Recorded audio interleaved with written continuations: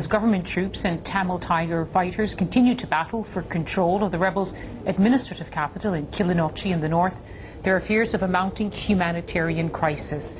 A few weeks ago, the United Nations and other agencies pulled out of the area where more than 200,000 people are displaced by the violence. Former aid worker Benjamin Dix spent 4 years in Killinochi. He was forced to leave as the fighting intensified. I spoke to him a short time ago and asked him what the situation was like now.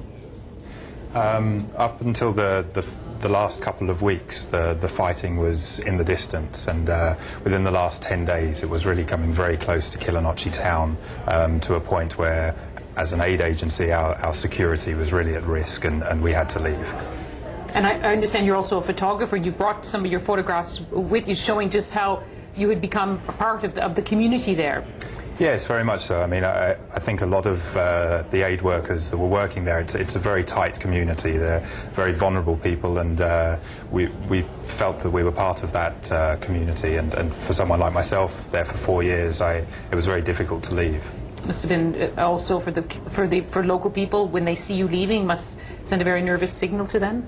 Absolutely. I mean, the day we left was particularly heart-wrenching for us, that people were displacing from Killinochi and moving into more vulnerable areas of the district, and seeing us leave was very hard for them, that their security blanket, their witness, was being taken away, and very hard for us that we had put so much time and effort into working with this community, that the security situation got to a point where we could no longer operate. And how much will they suffer then from the exodus of aid workers like yourself?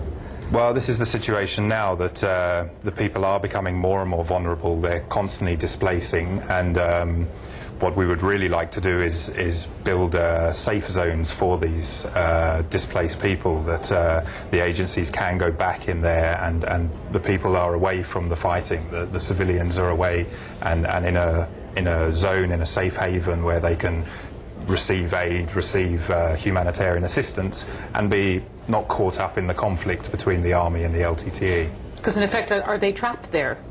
Absolutely. I mean, they're moving away from Killinochi further into the north, and north of Killinochi is a very small area where you have the fighting to the south and the ocean to the north, so that the population is moving into a very tight area, where if there was a way that the aid agencies could get a safe haven, a safe zone where we could do that work and provide assistance of water, food, sanitation, that would be very good.